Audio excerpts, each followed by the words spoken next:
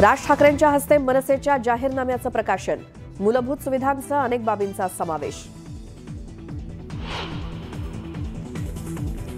17 नोव्हेंबरला शिवाजी पार्कवरच्या सभेसाठी मनसेला अखेर परवानगी, मात्र उशिरा परवानगी मिळाल्यामुळे सभा न घेण्यावर मनसे ठाम।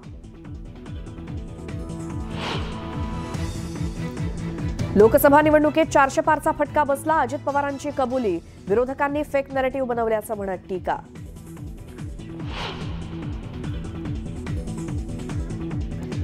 पंकजा मुंडेंनंतर भाजप नेते अशोक चव्हाणांचा बटेंगे तो कटेंगेला विरोध, न्यूज 18 लोकमतला दिलेल्या एक्सक्लुझिव्ह मुलाखतीत वक्तव्य।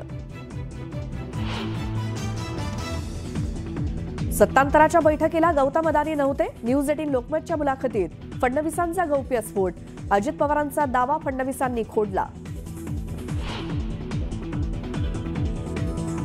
निवडणुकीनंतर अनेक केंद्रीय मंत्री आणि उद्योगपतींची भेट घेतली, मात्र सरकार स्थापनेबाबत कोणतीही चर्चा झाली नाही, अदानींसोबतच्या भेटीवर शरद पवारांचा खुलासा। आमच्या पक्षातले गौप्यस्फोट फडणवीस कसे काय करू शकतात, फडणवीसांनी उगाच नाक खुपसू नये, संजय राऊतांची टीका।